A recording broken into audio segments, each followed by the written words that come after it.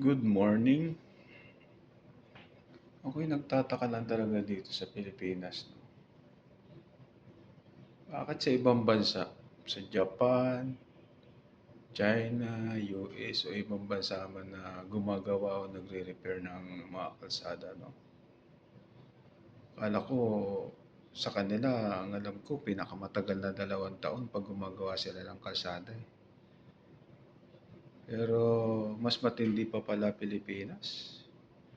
Pwedeng-pwede ipasok sa Guinness World of Record. Kasi biruin mo naman, 1970 inuumpisahan na gawin o repair na ang kalsada dito sa Pilipinas. Hanggang ngayon hindi pa natatapos.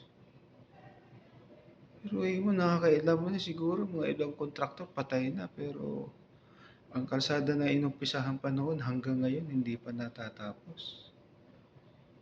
Ang pinagtatakahan ko lang, tapos meron pa ako napansin. Buong kalsada, wala naman sira. Sisirain nila.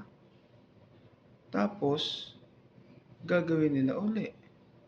Aba, maraming pera ang gobyerno. Matindi ito. Di ba, no?